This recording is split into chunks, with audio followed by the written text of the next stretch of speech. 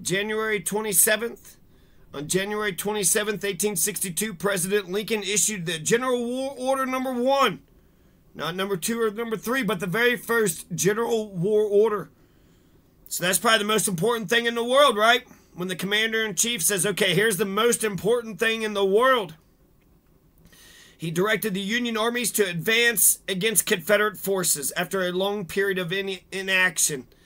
The big thing with U.S. Grant, McClellan and U.S. Grant were like the exact opposites. McClellan didn't attack, and U.S. Grant just kept throwing American bodies into the conflict as much as possible. So whereas people say with all the complaints of U.S. Grant, at least he fights, unlike McClellan. Now, McClellan is going to run against Lincoln, and we needed that. We needed a McClellan. We needed an election. If Abraham Lincoln could win an election, still be a Republican, still believe in the Democratic Republic during a civil war, then really all your all's fucking problems are minuscule compared to that. It's like, we got the Civil War and you're running against me? That's what the Republic means, isn't it? It's about elections and federalism and Bill of Rights. You said the 3 branches of government. Just said it yourself. 3 branches of government to stop the tyranny, constitutions, Bill of Rights. And I'd still fight a revolution for elections and federalism and constitution and the Bill of Rights and something else. The 3 branches of government. You're goddamn right I would. That stops tyranny. And Lincoln also encouraged us to educate the future generations about the Constitution and the Bill of Rights. All that education that I had, fucking 17 years worth at least. Nobody said anything about the Bill of Rights, and very much they want to oppress you, so they didn't want you to know about your rights and freedoms. Yeah, you got rights and freedoms, but just shut up. Let me do my little PowerPoint. Although it appears that Lincoln intended his active involvement in military planning to be no more than a temporary expedient while McClellan was ill, the president never stepped back completely. McClellan subsequently attempted to exercise what he perceived from previous experience to be his responsibilities in General-in-Chief. He found the autonomy was diminished. Lincoln directly challenged his conduct through actions such as the War Order Number 1. January 27th. So this war order is very much, McClellan, get your ass in gear, motherfucker. What the hell is your goddamn problem, you son of a bitch? McClellan, you say you're a Union man. You say you're for the United States of America. There's the Confederate Army right there. There's the Confederates. What you doing? And about time for you to go engage? Sometime soon? McClellan subsequently attempted to exercise what he perceived from previous experience. So, setting a date for a general advance, a special order on January 31st establishing the Army of the Potomac's line of operations. Although both orders were ultimately rescinded, the tension and conflict produced by Lincoln's new assertiveness along with Stanton's radical influence on the War Department poisoned relations between the president and McClellan. Their relationship deteriorated dramatically over the next few months. By the time he began his grand campaign to crush the rebellion in March 1862, McClellan no longer possessed the trust and support he needed to achieve success on the battlefield. Lincoln's 2 war orders dated January 27th and January 31st, intended only for the eyes of General McClellan and the Secretaries of War and Navy, have been widely criticized by historians as intrusive interference in war operations. John Codman Ropes, writing in 1894, described the General War Order Number 1 of January 27th as a curious specimen of puerile impatience. What is often overlooked, however, is the purpose behind these 2 order. General War Order Number 1 specified a general movement of the land and naval forces to take place on February 22nd. General movement, so you could advance towards it, or maybe just advance around them. Special War Order Number 1 of January 31st ordered the execution of the Occoquan Plan. Since his appointment on November 1st, General-in-Chief McClellan had only hinted at his strategic plans and that rarely or had flatly refused to divulge them even in the most general outline. It is true enough that Virginia was in the grip of its notorious mud season and that no general advance could now begin there before spring. Yet to date, no one in either the military or the civilian branch of the government No one except General McClellan knew if there was a single word on paper for what would prove to be the largest military operation of the war. Mr. Lincoln's war orders did indeed signal his impatience, but there was nothing puerile about them. They served their purpose very nicely. So, yeah, war order. Number one, if I had a war order, say Putin.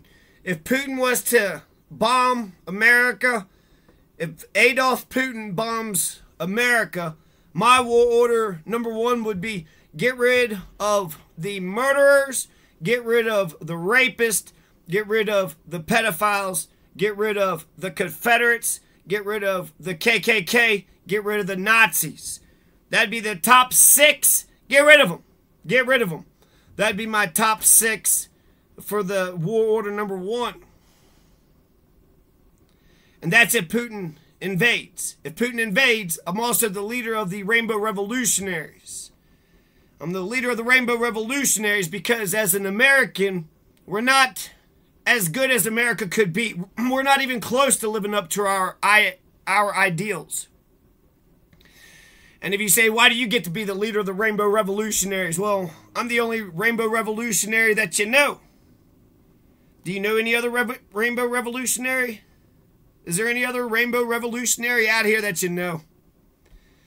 Why rainbow? Because I believe in a multicultural society. I don't care for the whiteness. I'm rainbow bright. I'm peach. I'm pink.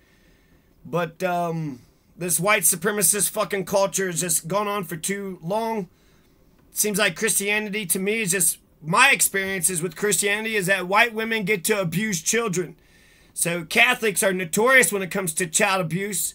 And apparently that's been consistent my entire life. Oh, you're an asshole. Violent, sick, disgusting asshole.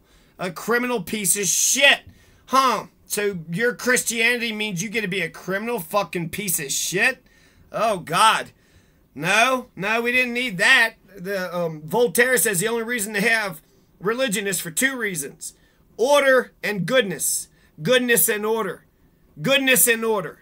And if it's not even doing that, I mean, how is that to be orderly? Yeah, I guess you could smash people into a slave society, but we are Republicans, and if we're teaching our young people to read the Bill of Rights and read the Constitution and we're being lawful, then we have to discuss these things and figure out, how to do. A tyrant can just go and smash, somebody in the face. But as a mature, civilized Republican, there's legal ways to go smash that person in the face. So have you exhausted all legal options? Because fascism is the last option. Fascism is the last refuge of a scoundrel, too, is it not? So that's Lincoln's General War Order number 1. These historians are criticizing Lincoln for his war order. And I think it's a bullshit criticism because McClellan was on some bullshit. McClellan is going to run against Lincoln. But McClellan was taking his fucking time. How could Lincoln even order something like that? How could Lincoln even issue an order saying to the principal army, you need to advance somewhat, something, do something? He's even saying, just show me the outline. What's the outline of the plan? What is is there a plan? There's not even a fucking plan. You don't even have a goddamn plan. And so he's trying to, put some spunk, put some energy, put a little fire under the ass of his general. And he did. He got the fucking plan, but then he's going to complain about a lack of whatever. You're the one that dragged your feet. And then after this war order came, you should have fucking, I would have loved this. If I'm the general, it's like, shit, now I know exactly what to do. On, February 22nd, a general movement of the land and naval forces needed to take place on February 22nd. Okay, so we need to move our land and naval forces on February 22nd. So let's get order. Let's get that in. Let's get that going. That's our commander-in-chief. Our president just said that. So apparently that isn't poor McClellan. But poor McClellan,